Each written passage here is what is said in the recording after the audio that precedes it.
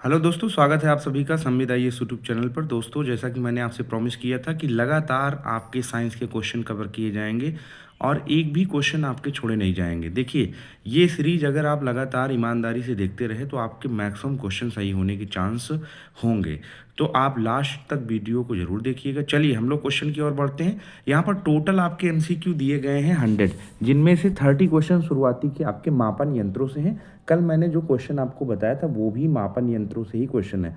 तो मापन यंत्रों के संभावित जितने भी क्वेश्चन हो सकते थे सब कवर किए गए हैं। पहला क्वेश्चन यहाँ पर देखिए, पहला क्वेश्चन 30 तो आपके मापन यंत्रों से हैं। फिर उसके बाद में जो 50 क्वेश्चन होंगे उसमें मापन यंत्रों और इकाइयों से होंगे।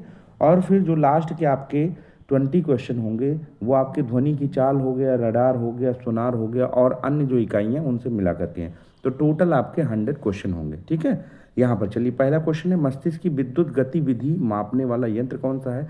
दिमाग में किसी प्रकार का अगर कोई विकार हो जाता है तो दिमाग में विकार को मापने के लिए आपने पढ़ा ही होगा, ईईजी का इस्तेमाल करते हैं, जिसको इलेक्ट्रो इंसिफेलोग्राफ बोलते हैं। क्या बोलते हैं? इलेक्ट्रो इंसिफेलोग्राफ बोलते हैं। इलेक्ट्रो इंसिफेलो इंसिफेलो इंसिफेलोग्राफ, ठीक है ना। इंसिफेलोग्राफ बोलते हैं। क्या बोलते हैं? इलेक्ट्रो इंसिफेलोग्राफ बोलते हैं। तो ये आपको ध्यान में रखना है। आपके मस्तिष्क में कभी भी, भगवान ना करे कोई दिक्कत आए, लेकिन किसी के मस्तिष्क में कोई दिक्कत आती है तो ईईजी का टेस्ट किया जाता है। अगला क्वेश्चन देखते हैं हम लोग। अगले क्वेश्चन की ओर आगे बढ़ते हैं। दूसरा क्वेश्चन है, विद्युत आवेश या विभवांतर मापने वाला मापन यंत्र कौन सा है। तो आप सभी लोगों को पता है, इसमें आप सभी लोगों को पता ही होगा कौन सा है। जल्दी से बताइए भाई। दूसरे क्वेश्चन की बात करते हैं। दूसरा क्वेश्चन बताइए जल्दी से, कौन सा होगा। तो इसमें आपका हो जाएगा दूसरा क्वेश्चन, आप सभी लोगों को पता है, विद्युत आवेश की बात चल रही तो वोल्ट मीटर हो जाएगा। क्या हो जाएगा? वोल्ट मीटर हो जाएगा। इस बात को आपको ध्यान में रखना है, ठीक है ना। यहाँ पर देखिए, विद्युत आवेश या विभवांतर मापने की बात अगर आती है तो विद्युत आवेश की बात या विभवांतर की बात तो आपका हो जाएगा वोल्ट मीटर। क्या हो जाएगा? Volt meter. अगले क्वेश्चन की ओर बढ़ते हैं। किसी निकाय में विद्युत आवेश, किसी निकाय में विद्युत आवेश की उपस्थिति का पता लगाने वाला यंत्र। तो यहाँ पर आप देखेंगे, अच्छा यहाँ पर जो मैंने अभी आप लोगों को बताया है वो होगा दूसरे का इलेक्ट्रोमीटर होगा, ठीक है ना। वोल्ट मीटर नहीं होगा, इलेक्ट्रोमीटर होगा। कौन सा होगा? विद्युत आवेश या विभवांतर, विद्युत विभवांतर का मापन इलेक्ट्रोमीटर से किया जाता है। तीसरा क्वेश्चन जो है वो है, किसी निकाय में विद्युत आवेश की उपस्थिति का पता लगाने वाला यंत्र। मान लीजिए कोई निकाय है, परपथ है, उसमें विद्युत आवेश है कि नहीं है, इसका पता लगाने के लिए आप देखेंगे इलेक्ट्रोस्कोप का प्रयोग किया जाता है। किसका? इलेक्ट्रोस्कोप का। चौथा है, वाष्पीकरण की दर मापने वाला यंत्र। आप सभी लोगों को पता ही है कि इसमें इवेपोमीटर का यूज़ किया जाता है। किसका? इवेपोमीटर। इसको इंग्लिश में ऐसे लिखते हैं, इवोपरेशन मतलब पता ही आपको, भाप होता है, ठीक है ना। और इवेपोरीमीटर का मतलब होता है कि भाप को मापना या आर्द्रता को मापना, वाष्पीकरण को मापना, ठीक है ना। अगले प्रश्न की ओर बढ़ते हैं। पांचवा, शरीर के आंतरिक अंगों का निरीक्षण करने वाला यंत्र कौन सा है। तो आपका हो जाएगा, अंदर शरीर में मान लीजिए कोई दिक्कत हो गई तो एंडोस्कोपी, छोटा सा कैमरा होता है, वो आपके बॉडी में एक छोटे से वायर के थ्रू डाला जाता है। माउथ आपका ओपन कर दिया जाता है, फिर एंडोस्कोपी के तहत आपके शरीर के जो अंदर की कोई भी गड़बड़ी है तो उसको देख लिया जाता है। समुद्र की गहराई आप सभी लोगों को पता ही होगा। समुद्र की गहराई के लिए कल भी हमने इसको बताया था, फैदोमीटर का इस्तेमाल किया जाता है। फैदोमीटर, ठीक है ना। फैदोमीटर समुद्र में गहराई के लिए यूज़ किया जाता है, ठीक है। आगे देखिए, चुंबकीय फ्लक्स मापने वाला यंत्र। अगर चुंबकीय फ्लक्स की बात करें तो चुंबकीय फ्लक्स मापने वाला फ्लक्स मीटर, नाम से ही पता चल रहा है, तो यहाँ पर आपका विकल्प ए हो जाएगा। विद्युत धारा मापने वाला यंत्र, अगर आप देखें तो विद्युत धारा मापने वाला यंत्र गैल्वेनोमीटर है। विद्युत धारा मापी यंत्र की बात करें तो गैल्वेनोमीटर है जो विद्युत धारा को मापता है। अब देखिए यहाँ पर कंफ्यूज मत होइएगा, वहाँ मैंने इलेक्ट्रोमीटर वाले को जो मैंने बताया था उसमें दूसरे नंबर वाला क्वेश्चन, यहाँ पर आप सभी लोग देखें, दूसरा वाला जो क्वेश्चन अभी हमने बताया वो बताया था कि भाई विद्युत आवेश या विभवांतर मापने वाला यंत्र। तो यहाँ पर वोल्ट मीटर नहीं लगाना है, अभी मैंने मिस्टेक से बोल दिया था, आपको लगाना है इलेक्ट्रोमीटर। क्या लगाना है? इलेक्ट्रोमीटर। और वहीं जब आपसे पूछे कि विद्युत धारा मापी यंत्र कौन सा है तो गैल्वेनोमीटर लगाना है। क्या लगाना है? विद्युत धारा मापी यंत्र में आपको लगाना है गैल्वेनोमीटर। चलिए अगले क्वेश्चन की ओर देखिए, गुरुत्वीय त्वरण मापने वाला यंत्र की बात करते हैं।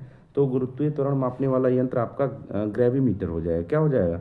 ग्रेविमीटर। जब भी गुरुत्वीय त्वरण मापने की बात आती है तो ग्रेविमीटर का यूज़ करते हैं। अगला क्वेश्चन देखिए, दिशा एवं अभिविन्यास बनाए रखने वाला यंत्र की बात करें तो इसमें जायरोस्कोप नामक एक ऐसा यंत्र है जो दिशा और अभिविन्यास की जो है माप कर सकता है। ठीक है, अगले प्रश्न की ओर बढ़ें। द्रवों का आपेक्षिक घनत्व मापने वाला यंत्र, द्रव के आपेक्षिक घनत्व की बात कर रहा है, तो द्रवों का जो आपेक्षिक घनत्व मापने वाला यंत्र है वो आपका हो जाएगा हाइड्रोमीटर। ठीक है ना, हाइड्रोमीटर। और अगर मान लीजिए आर्द्रता की बात आए तो आर्द्रता का हाइग्रोमीटर हो जाएगा, लेकिन द्रव का अपेक्षिक घनत्व पानी की बात चले तो उसमें हाइड्रो हो जाएगा। वायुमंडल की सापेक्षिक आर्द्रता मापने वाला यंत्र अगर आप देखें तो आपको नजर आएगा कौन सा, हाइग्रोमीटर। वही अभी हमने बताया कि अगर आर्द्रता मापने की बात आए तो हाइग्रो होगा, और अगर जल में, यहाँ पर देखिए ये जो क्वेश्चन है यहाँ पर है द्रव की अपेक्षिक घनत्व, द्रव का यानी द्रव का मतलब क्या है, द्रव का मतलब लिक्विड फॉर्म में जल होता है, तो उसका अपेक्षिक घनत्व मापना हो तो हाइड्रोमीटर हो जाएगा, हाइड्रोमीटर हो जाएगा। और अगर वायुमंडल में कितनी नमी, सापेक्षिक आर्द्रता मतलब नमी की बात की जा रही है, कितनी नमी है अगर ये देखा जाए तो ये हाइग्रोमीटर से देखा जाएगा। उमस जिसको बोलते हैं ना, अपने साधारण भाषा में उमस बोलते हैं, उसी को मापने के लिए हाइग्रोमीटर का यूज किया जाता है। अगले क्वेश्चन की ओर आगे बढ़ें तो 13 नंबर जो क्वेश्चन हमें दिखाई पड़ता है, जल के भीतर की ध्वनि रिकॉर्ड करने वाला उपकरण कौन सा है। जल के भीतर की ध्वनि की बात चल रही, तो यहाँ पर आप देखेंगे जल के भीतर की ध्वनि रिकॉर्ड करने वाला यंत्र आपका होता है हाइड्रोफोन। जैसे जल में आप कोई भी जरा से भी अगर आप ध्वनि देते हैं तो जल की काफ़ी दूर तक ध्वनि सुनाई पड़ती, तो वो हाइड्रोफोन से मापा जा सकता है। वातावरण में आर्द्रता परिवर्तन दर्शाने वाला यंत्र कौन सा है, कि तो आप इसमें देखेंगे हाइड्रोस्कोप से वातावरण में आर्द्रता परिवर्तन हम लोग माप सकते हैं। ठीक है ना, अगले प्रश्न की ओर बढ़ते हैं।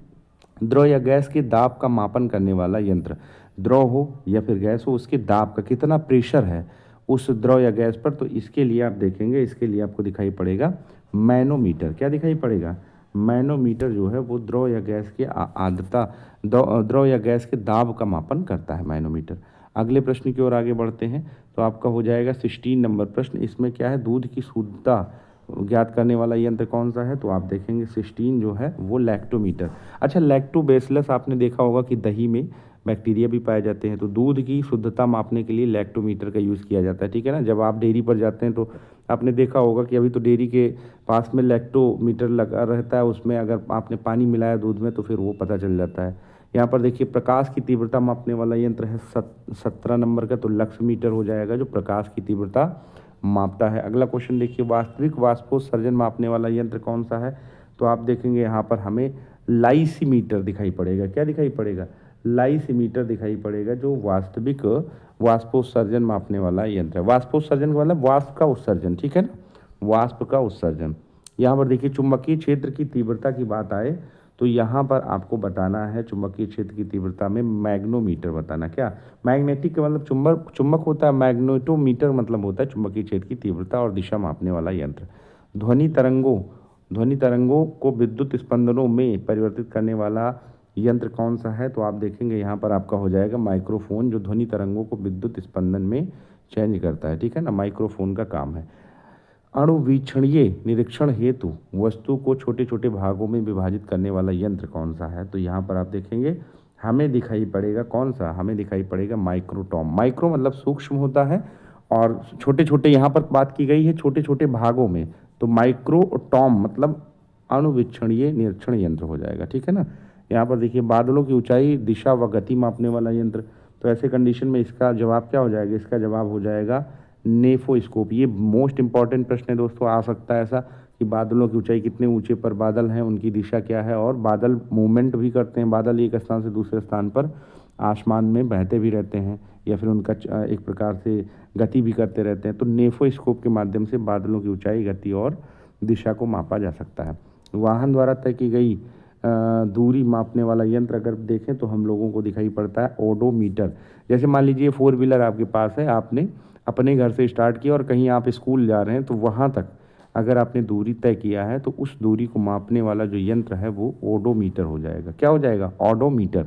इन सब क्वेश्चन को आप रट लीजिएगा, क्योंकि ये क्वेश्चन आपके पूछे जाएंगे, चाहे यूपी पुलिस की बात हो, होमगार्ड की बात हो, आपका लेखपाल की बात हो, रेलवे की बात हो, एसएससी की बात हो, ये सारे प्रश्न आपके लिए इंपॉर्टेंट हो जाते हैं।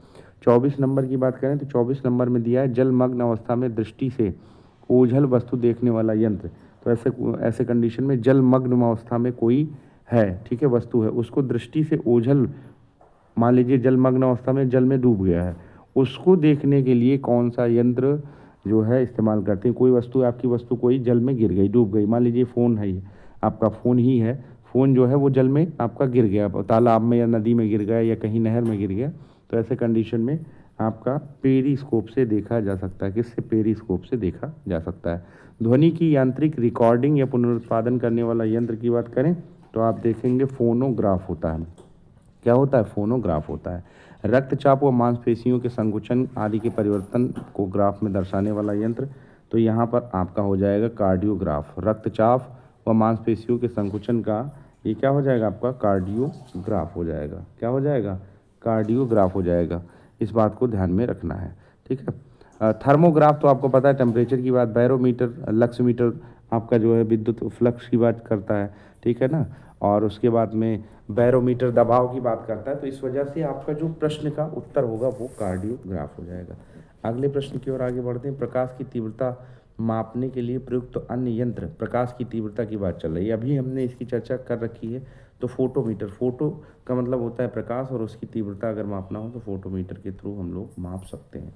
अगले प्रश्न की ओर आगे बढ़ें। विद्युत धारा की सूक्ष्म मात्रा मापने वाला यंत्र कौन सा है? विद्युत धारा की सूक्ष्म मात्रा मापने वाला यंत्र, तो अभी हमने इसकी चर्चा की है, गैल्वेनोमीटर। कौन सा हो जाएगा? विद्युत धारा की सूक्ष्म मात्रा, गैल्वेनोमीटर, ठीक है ना। चलिए आगे देखते हैं। वायु दाब मापने वाला यंत्र कौन सा है? वायु दाब की बात कर रहे हैं तो अभी हमने इसकी चर्चा की, बैरोमीटर हो जाएगा, ठीक है ना। हाइड्रोमीटर, पानी की बात, द्रव की बात अभी हमने की थी। जल के अपेक्षित घनत्व का मापन करने वाला यंत्र कौन सा हो जाएगा? जल के अपेक्षित घनत्व की बात करें तो यहाँ पर हो जाएगा हाइड्रोमीटर। इसकी चर्चा भी हमने कर रखी। अब आते हैं हम लोग मापन यंत्र और इकाइयों के अन्य 50 महत्वपूर्ण क्वेश्चन। अब देखिए आपके 30 क्वेश्चन हमने कवर किया, 50 और कवर कर लेंगे तो 80 हो जाएगा टोटल। तो यहाँ पर देखिए जो पहला प्रश्न हमें दिखाई पड़ता है वो पहला प्रश्न क्या है? पहला प्रश्न है प्रकाश तीव्रता मापने वाला यंत्र कौन सा है? अभी इसकी चर्चा हमने की है, तो फोटोमीटर हो जाएगा, फोटोमीटर हो जाएगा। अगला प्रश्न देखिए, अगला प्रश्न आपका है कि ईएमएफ, विद्युत वाहक बल मापने वाला यंत्र है ईएमएफ, तो आप देखेंगे वोल्ट मीटर है। ईएमएफ का मतलब विद्युत वाहक बल, इलेक्ट्रो मैग्नेटिक फोर्स जिसको बोलते हैं ना, उसी को वोल्ट मीटर के थ्रू हम लोग मापते हैं। किसके थ्रू? वोल्ट मीटर के थ्रू हम लोग मापते हैं। अगला क्वेश्चन देखिए, द्रवों की श्यानता मापने वाला यंत्र की बात करें तो 3 नंबर का आपका द्रवों की श्यानता की बात चल रहा है। तो द्रवों की श्यानता की बात चल रहा है, तो द्रवों की श्यानता की कंडीशन में आपका ए हो जाएगा, विस्कोमीटर हो जाएगा। क्या हो जाएगा? विस्कोमीटर। अगला प्रश्न देखिए, सौर विकिरण मापने वाला यंत्र है तो आपका सोलारीमीटर हो जाएगा, ठीक है ना। सौर विकिरण और प्रकाश की बात करें तो फोटोमीटर होगा, ठीक है ना। थोड़ा अंतर है, जरूर ध्यान रखिएगा। उच्च तापमान मापने वाला, मान लीजिए 1000, 1500, 2000 तापमान है तो उसको मापने के लिए आप देखेंगे पायरोमीटर का यूज़ किया जाता है, ठीक है ना। हाइग्रोमीटर मैंने आपको बता ही रखा है, आर्द्रता मापने के लिए। थर्मामीटर सामान्य तापमान के लिए, जैसे बुखार हो गया थर्मामीटर का यूज़ किया जाता है, ठीक है। सापेक्षिक आर्द्रता मापने वाला यंत्र अभी हमने बताया था इसको, तो साइक्रोमीटर हो जाएगा। क्या हो जाएगा? साइक्रोमीटर, सापेक्षिक आर्द्रता मापने वाला यंत्र हो जाएगा। वर्षा की मात्रा मापने वाला यंत्र की बात करें तो रेन गेज के थ्रू वर्षा मापा जाता है। कितना वर्षा हुआ है, कितने सेंटीमीटर वर्षा हुई, रेन गेज के थ्रू मापा जाता है। अगले क्वेश्चन की ओर आगे बढ़ें तो विकिरण द्वारा प्राप्त ऊर्जा मापने वाला यंत्र की बात करें तो यहाँ पर आपको जो देखने को मिलेगा वो होगा रेडियोमीटर। चूँकि रेडियोमीटर से क्या होता है? रेडियोमीटर से आपके देखेंगे कि जो विकिरण है वो जो है किस तरीके से रेडिएशन, किस तरीके से रेडिएशन से एनर्जी प्राप्त हुई है, या रेडिएशन, विकिरण को इंग्लिश में क्या बोलते हैं? रेडिएशन। रेडिएशन से किस तरीके से एनर्जी प्राप्त हुई है उसको रेडियोमीटर के थ्रू हम लोग माप सकते हैं। अपवर्तनांक मापने वाला यंत्र, तो यहाँ पर आप देखेंगे इसके लिए सही विकल्प होगा रिफ्रैक्टोमीटर। अपवर्तनांक मापने वाला यंत्र क्या हो जाएगा? रिफ्रैक्टोमीटर। जल की लवणता मापने वाला यंत्र, तो यहाँ पर हो जाएगा आपका कौन सा? यहाँ पर हो जाएगा सैलोनोमीटर। यानी सैलिनिटी का मतलब होता है जल में जो नमक, लवणता का मतलब क्या हुआ? जल खारा हो, उसी को लवणता बोलते हैं, लवण बोलते हैं। तो जल में जितनी खारापन है उसको मापने के लिए सैलिनोमीटर का इस्तेमाल किया जाता है। किसका? सैलिनोमीटर का यूज़ किया जाता है। इस बात को आपको ध्यान में रखना है। चलिए अगले प्रश्न की ओर आगे बढ़ते हैं। अगला प्रश्न आपका है शर्करा युक्त विलयन की सांद्रता मापने वाला यंत्र, तो यहाँ पर आपके सामने जो सही जवाब है वो होगा सैकरीमीटर, ठीक है ना। अगला क्वेश्चन है, दो वस्तुओं के बीच कोणीय दूरी मापने वाला यंत्र आपका कौन सा हो जाएगा? तो ये आपका सही विकल्प होगा, सेक्सटेंट हो जाएगा। ठीक है, अगला क्वेश्चन देखिए, 13 नंबर का, रक्तचाप मापने वाला यंत्र कौन सा है? देखिए, जब आपका बीपी हाई हो जाता है तो उस समय स्फिग्मो मैनोमीटर का यूज़ किया जाता है। अभी जब डॉक्टर साहब के पास, झोला छाप डॉक्टर के पास ही कभी गए तो आपने देखा होगा कि स्फिग्मो मैनोमीटर आपका रक्तचाप मापता है। ठीक है ना। अगला क्वेश्चन, हृदय की गति सुनने की बात करते हैं कि भाई हृदय की गति जो है सुनने वाला प्रयुक्त यंत्र कौन सा है? तो यहाँ पर आप देखेंगे हृदय की गति, तो अभी हमने आपको बताया था, इसका जो सही जवाब होगा वो स्टेथोस्कोप होगा। हार्ट बीट चेक की जाती है ऐसे जो है लगा करके, आला टाइप का रहता है ना, उसी को बोलते हैं स्टेथोस्कोप, बोलते हैं कि हार्ट का बीट चेक करना। वाहन की गति मापने वाला यंत्र कौन सा है भाई? वाहन कितनी गति से दौड़ रहा था, इसके लिए आप देखेंगे स्पीडोमीटर का यूज़ किया जाता है। इसका यूज़ किया जाता है, स्पीडोमीटर का यूज़ किया जाता है, स्पीड कितनी थी वाहन की, इसको चेक करने के लिए। अगला क्वेश्चन देखिए, अगला क्वेश्चन जो हमें दिखाई पड़ेगा वो क्या दिखाई पड़ेगा? अगला क्वेश्चन हमारा है कि इंजन की घूर्णन गति मापने वाला यंत्र कौन सा है? तो आप यहाँ पर देखेंगे टैकोमीटर के थ्रू इंजन की घूर्णन गति हम लोग देख सकते हैं। अगला प्रश्न हमारे पास है, पवन की दिशा मापने वाला यंत्र। तो पवन की दिशा मापने के लिए हम लोग विंड वेन का यूज़ करते हैं। विंड मतलब हवा होती है, उसकी दिशा देखने के लिए विंड वेन का यूज़ करते हैं। एक प्रकाश वर्ष बराबर होता है, किसके बराबर होता है? आपने इसको 12th क्लास में पढ़ ही रखा होगा, 9.46 इंटू 10 की पावर 15 मीटर के बराबर। अच्छा, ये प्रकाश वर्ष दूरी का मापक है, याद रखिएगा।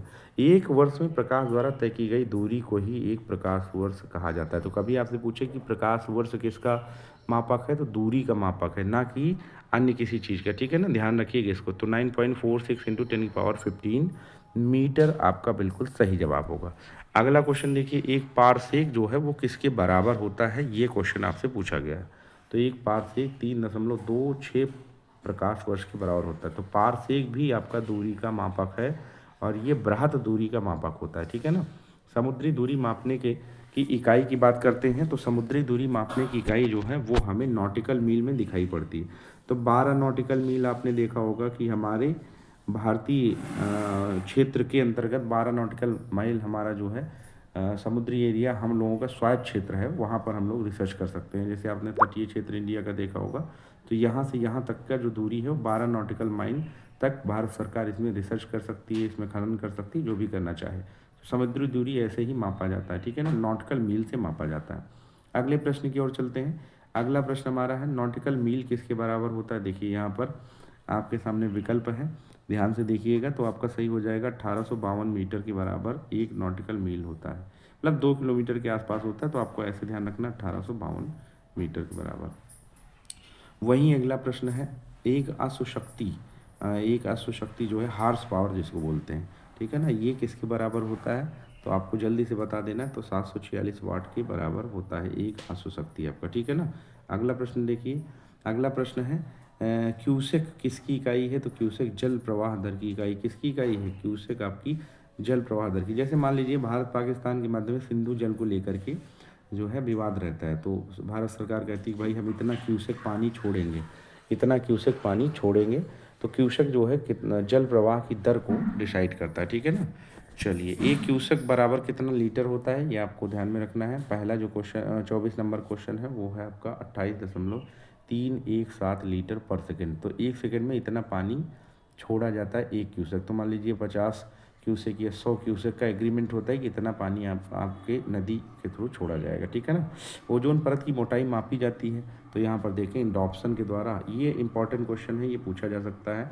ओजोन परत, आपको पता है कि ओजोन लेयर से चारों तरफ का वायुमंडल घिरा हुआ है, और ओजोन परत आपका किसमें पाया जाता है? एक तो आपका क्षोभ मंडल है और दूसरा है समताप मंडल। तो समताप मंडल में ओजोन परत आपकी पाई जाती है। कहाँ पर? पहला जो मंडल है वो क्षोभ हो गया, तो क्षोभ मंडल के लास्ट वाले हिस्से को भी हालांकि कवर करती है, लेकिन अगर आपसे प्रश्न आए तो आपको बताना है कि समताप मंडल में ओजोन परत पाई जाती है। कहाँ पर? समताप मंडल में। ठीक है ना, इतना ध्यान में आपको रखना है। चलिए, एक डाप्सन इकाई होती है किसके बराबर? तो आपको बताना है जल्दी से, यहाँ पर 10 माइक्रोमीटर के बराबर एक डाप्सन इकाई होती है। विद्युत धारा की एसआई मात्रा क्या होती है? इसको अभी हमने पिछले सेशन में बता ही रखा है, एम्पियर होता है। वी बराबर क्या होता है? वी बराबर आई आर होता है, यानी यहाँ पर वोल्ट हो गया, यहाँ आई आपका धारा हो गई, और आर आपका रेजिस्टेंस हो गया। ठीक है ना। विद्युत आवेश की जो मात्रक होती है वो क्या होती है भाई? ये कूलाम होती है, विद्युत आवेश की मात्रा कूलाम होती है। वहीं 1 एंगस्ट्रॉम की बात करें तो 1 एंगस्ट्रॉम में आपका 10⁻⁻10 होता है, ठीक है ना, 10⁻⁻10 मीटर होता है। वायु दाब की एसआई इकाई क्या है, तो वायु दाब आप सभी लोगों को पता ही होगा, आपने पढ़ा ही होगा, तो इसका पास्कल हो जाएगा। क्या हो जाएगा, पास्कल हो जाएगा। अगला क्वेश्चन देखिए, 1 बार इज इक्वल टू कितना होता है भाई, 1 bar is equal to 10⁻5 pascal होता है। कितना होता है, 10⁻5 पास्कल। ऊष्मा की इकाई क्या होती है भाई, 32 क्वेश्चन, ऊष्मा की इकाई क्या होती है, कैलोरी होती है। आपसे पूछा भी जाता है कि भाई कितने कैलोरी ऊर्जा और ऊष्मा दोनों आप देखें, हालांकि इनको जूल में भी मापा जाता है, लेकिन मापने की बात आए तो जूल में मापा जाता है, और इनकी यूनिट की बात आए, इकाई की बात आए तो कैलोरी में। तो आपके लिए ऊर्जा के लिए भी कहा जाता है कि हमें 2400 किलो कैलोरी या 2300 कुछ किलो कैलोरी हमें दिन भर में ऊर्जा चाहिए, ठीक है ना। तो ऊष्मा और ऊर्जा दोनों को जूल में मापा जाता है, इसको याद रखना है। सीजीएस पद्धति में बल की इकाई क्या होती है, तो बल की इकाई सीजीएस में आपको बताना है, ठीक है ना, सामान्य उसमें नहीं, सीजीएस में बताना है। तो सीजीएस में बल की जो इकाई होती है वो डाइन होती है, और सामान्य तरीके से बल की इकाई न्यूटन होता है, लेकिन सीजीएस में पूछे तो डाइन बताना है, ठीक है। यहाँ पर आप बताइए कि एसआई पद्धति में बल की इकाई क्या होती है। एसआई पद्धति में आपको बताना है कि बल की इकाई क्या होती है एसआई पद्धति में। तो अभी हमने बताया कि एसआई पद्धति में यानी सामान्य की बात चल रही है, तो उसमें न्यूटन होता है, और सीजीएस में अगर पूछे तो डाइन हो जाएगा, ठीक है ना। अगला क्वेश्चन देखिए, 1 न्यूटन बराबर कितने डाइन होता है। 1 न्यूटन बराबर आपका 10⁵ डाइन होता है, ठीक है। अगला प्रश्न देखिए, 1 नैनोमीटर बराबर कितना होता है, आपको बताना है। 1 नैनोमीटर बराबर आपका होता है 10⁻9 मीटर। नैनो है तो 9 ही होगा माइनस में, ठीक है ना। 1 फीट इज इक्वल टू कितना होता है, तो आप सभी लोगों को बताना है 1 फीट इज इक्वल टू कितना होता है, 0.305 मीटर होता है। कितना होता है, और फिर उसके बाद में 6 फीट इज इक्वल टू कितना होता है, 6 फीट इज इक्वल टू आपका कितना हो जाएगा, 6 फीट इज इक्वल टू हो जाएगा आपका जो 6 फीट इज इक्वल टू आपका कितना हो जाएगा, 1.83 मीटर हो जाएगा। कितना हो जाएगा, 1.83 मीटर हो जाएगा। फोटोमीटर क्या मापता है भाई, फोटोमीटर की बात चल रही, तो फोटोमीटर आपका मापता है, क्या मापता है, प्रकाश की तीव्रता को मापता है। जहाँ फोटो आए, फोटो का मतलब प्रकाश होता है, प्रकाश ही लगा देना है। पोटेंशियोमीटर क्या मापता है भाई, 40 नंबर का जो क्वेश्चन है वो हो जाएगा, ईएमएफ को, इलेक्ट्रोमैग्नेटिक फोर्स को पोटेंशियोमीटर मापता है। विंड वेन अभी हमने आपको बताया था, विंड वेन किसको मापता है, अच्छा 41 का, पवन की दिशा को। विंड वेन क्या मापता है, पवन की दिशा को, गति को नहीं, ध्यान में रखिएगा, पवन की दिशा को विंड वेन मापता है।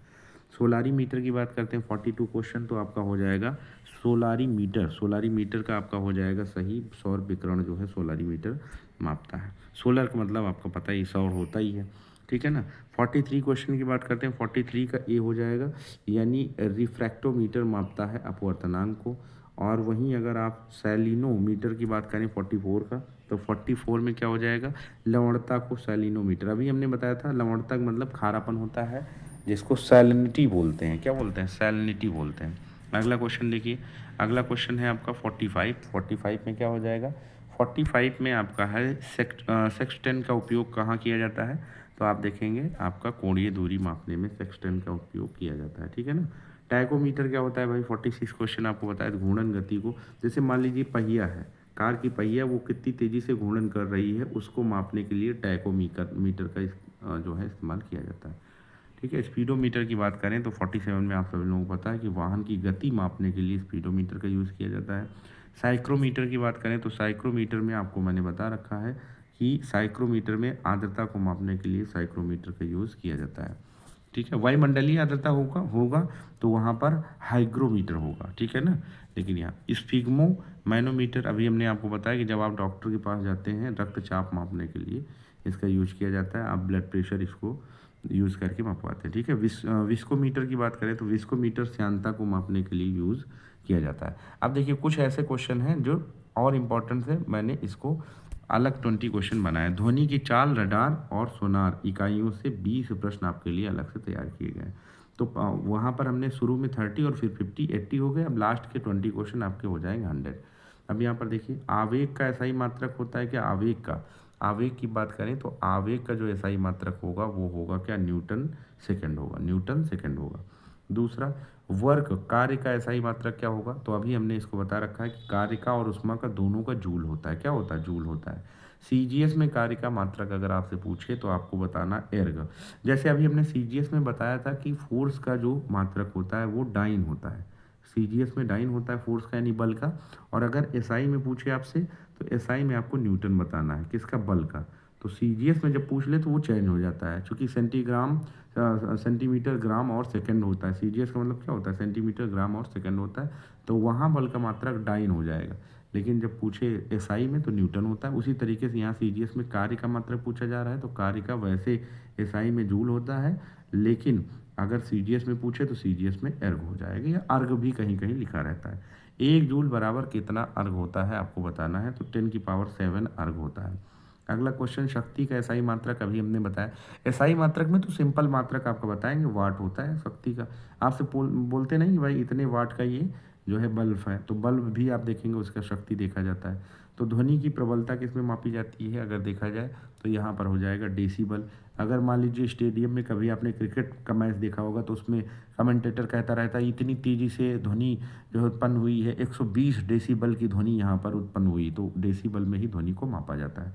वायु 0 डिग्री सेल्सियस में ध्वनि की चाल कितनी होती है, ये बहुत इंपॉर्टेंट क्वेश्चन है। 331 मीटर पर सेकेंड, यानी 1 second is equal to 331 metre तक ध्वनि जा सकती है वायु में। किसमें, वायु में। तो 1 सेकेंड में ध्वनि इतना वायु में चल सकती है। वायु अगर 22 डिग्री सेल्सियस गर्म हो तो ऐसे कंडीशन में ध्वनि की चाल क्या हो जाएगी, 344 मीटर हो जाएगी, यानी 13 मीटर पर सेकेंड आपका बढ़ जाएगा। समुद्री जल 25 डिग्री सेल्सियस अगर हो तो वहाँ पर ध्वनि का चाल क्या हो जाएगा, वहाँ पर 1533 मीटर पर सेकेंड हो जाएगा। स्टील में 25 डिग्री सेल्सियस के स्टील में आप देखेंगे कितना ध्वनि का चाल हो जाएगा, तो 5960 मीटर पर सेकेंड। 100% याद कर लीजिएगा, क्योंकि सबसे ज़्यादा आप देखेंगे स्टील में ही ध्वनि की चाल हमें दिखाई पड़ती है। यहाँ पर देखिए अगला क्वेश्चन, एल्यूमिनियम में ध्वनि की चाल कितनी होती है, तो एल्यूमिनियम में ध्वनि की चाल होती है जो है 6420। तो स्टील के ज़्यादा आप देखेंगे एल्यूमिनियम में यहाँ दिखाई पड़ रही है, लेकिन जब कभी भी आपसे स्टील और जो है वाटर और वायु पूछे तो ऐसे कंडीशन में स्टील को सबसे अधिक आपको लगाना है, इस बात को विशेष तौर पर ध्यान में रखना है, ठीक है ना। हालांकि जो आपका एल्यूमिनियम है वो आपका धातु है, स्टील मिक्स रहता है, ठीक है ना। तो स्टील से कम, थोड़ा सा कम लोहा में होता है, और सबसे अधिक आपका स्टील में ही होता है। ये आपको ध्यान में, सबसे अधिक आपका एल्युमिनियम में ही होता है, ये आपको ध्यान में रखना है। कितना होता है एल्युमिनियम में, 6420 मीटर पर सेकेंड होता है, ये मोस्ट इंपॉर्टेंट है। अगर मैंने आपको बता दिया होगा कि सबसे अधिक स्टील में होता है तो वो दूसरे नंबर पे हो जाएगा, वो दूसरे नंबर पे जिसका सही विकल्प होगा 5960 मीटर पर सेकेंड स्टील में ध्वनि की चाल होती है, ठीक है ना। रडार का फुल फॉर्म आप सभी लोगों को बताना है, जल्दी बताइए रडार का फुल फॉर्म क्या हो जाएगा। रडार का और कभी कभी सोनार का भी फुल फॉर्म आपसे पूछ लेता है। रेडार और सोनार का फुल फॉर्म आपको बताना है, रेडियो डिटेक्शन एंड रैंगिंग होता है रेडार का। रेडार का उपयोग कहाँ पर किया जाता है भाई, रेडार का उपयोग जो किया जाता है वो दूर की वस्तुओं, जैसे आपने देखा होगा हेलीकॉप्टर या वायुयान जब चल रहा होता है तो कहते हैं रेडार से नियंत्रण खो गया, तो दूर की वस्तुओं की स्थिति जानने के लिए रेडार का यूज़। सोनार का मतलब क्या होता है, सोनार का मतलब ये होता है, नाविक इसका प्रयोग करते हैं। सोनार का मतलब साउंड नेविगेशन एंड रैंगिंग होता है। जब मान लीजिए पानी के जहाज़ जो चलते हैं, नौसेना इसको इस्तेमाल करती है, उसमें अगर वस्तु की गहराई, कहीं कोई वस्तु खो गई या नीचे कितनी गहराई समुद्र की, तो उसके लिए सोनार का यूज़ करते हैं। इसमें से रेडिएशन निकलता है इस यंत्र से और समुद्र की गहराई को माप लिया जाता है। सोनार का प्रयोग कहाँ पर किया जाता है, ये अभी हमने बताया कि कहाँ पर, समुद्र में किया जाता है, जो कि नेवी के द्वारा यूज़ किया जाता है। एक बैरल की बात करें, तेल जब हम लोग बाहर से मंगा, जैसे भारत सरकार अभी रूस से तेल मंगा रही है, तो रूस या सऊदी अरबिया या अन्य देशों से जो बड़े बड़े कीपे होते हैं, जो बड़े बड़े, उनको एक बैरल कहते हैं। तो एक बैरल में 159 लीटर आपका होता है। कितना होता है, 159 लीटर, यानी 160 लीटर के आसपास होता है। ये आपको रट लेना है, ठीक है ना। अब आपको रेडियो धर्मता का एसआई मात्रक बताना है। रेडियो धर्मता का एसआई मात्रक आप सभी लोगों को पता ही होगा, बेकरल। हेनरी बेकरल जो है वो रेडियो धर्म का की एसआई मात्रक है। हेनरी बेकरल इनका नाम भी था, उन्हीं के नाम पर ये बेकरल इनके एसआई मात्रक बन गया है। लेंस की शक्ति की बात करें तो लेंस की शक्ति आपका डायोप्टर में मापा जाता है, ध्यान रखना है आपको। चुंबकीय प्रेरण का सीजीएस मात्रक की बात करें तो आप देखेंगे हमें दिखाई पड़ता है गॉस। क्या दिखाई पड़ता है, गॉस दिखाई पड़ता है चुंबकीय प्रेरण का सीजीएस मात्रक। विद्युत प्रतिरोध का एसआई मात्रक देखें तो एसआई मात्रक विद्युत प्रतिरोध का 20 नंबर का क्वेश्चन का हो जाएगा ओम, ठीक है ना। प्रतिरोध यानी V बराबर, अभी हमने आपको IR बताया था, यहाँ पर R आपका रेजिस्टेंस है जिसको प्रतिरोध कहते हैं, I आपका विद्युत धारा और V आपका वोल्ट हो गया, ठीक है। इस तरीके से आपको हमने 100 क्वेश्चन करवा दिया। शुरू में आपको 30 क्वेश्चन और बाद में 80 क्वेश्चन, सॉरी बाद में आपका 50 क्वेश्चन। तो शुरू में आपका कितना था, शुरू में आपका 30 और बाद में आपका 50 और फिर उसके बाद में 20 इज इक्वल टू 100 क्वेश्चन आपके इम्पॉर्टेंट जो है कर लिए गए। तो मुझे आशा है कि ये सेशन आपको बेहद पसंद आया होगा। लगातार इस सेशन को देखते रहिए, आपसे मैक्सिमम क्वेश्चन जो है साइंस के सही हो जाएंगे। ठीक है, क्वेश्चन आंसर फॉर्मेट में आपके दिमाग में भी कई सारे तथ्य बैठ जाते हैं, उसमें ज़्यादा याद करने की ज़रूरत नहीं पड़ती। बस क्वेश्चन आंसर फॉर्मेट में हो तो दिमाग बहुत जल्दी ग्रहण कर लेता है किसी भी तथ्य को। तो चलिए मिलते हैं अगले सेशन में, तब तक अपना ध्यान रखिएगा। बहुत बहुत धन्यवाद।